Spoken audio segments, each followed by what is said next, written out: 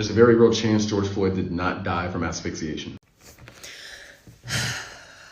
Hi, I'm Bree. I'm a resident physician in anesthesiology, and I use fentanyl almost every day in my line of work. Because it's been 3 years since George Floyd was murdered, and there's still the same tired narrative that George Floyd died of a fentanyl overdose, often being pushed by people who do not have any medical expertise. I'm going to attempt in 3 minutes to explain why this is such a harmful narrative.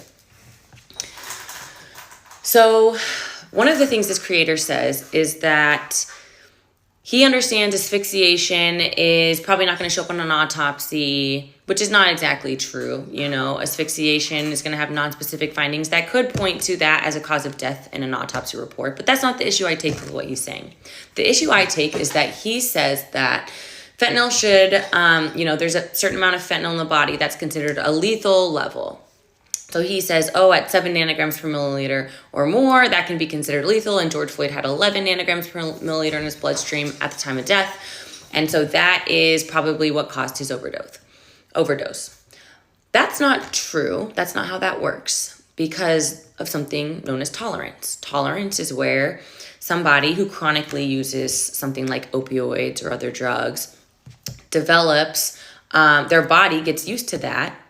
And they then need more of that drug to feel the effects that they otherwise would have felt taking a lower amount of the drug when they first started using. So that is, explains why scientifically, medically, physiologically, what this creator is saying doesn't really hold any weight because it varies from person to person.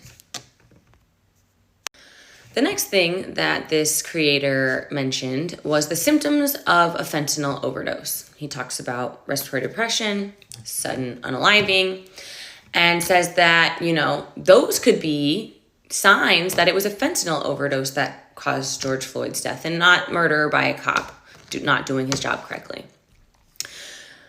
Where his assumptions or his opinion is flawed is that somebody who takes high amounts of fentanyl, which I sometimes use in anesthesia, helping patients fall asleep, or once they're asleep, we give fentanyl.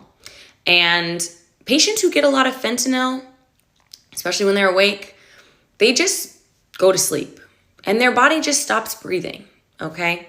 They're not saying they can't breathe. They're not struggling for breath. They just don't breathe. I'm going to have to make a part 2. Sorry.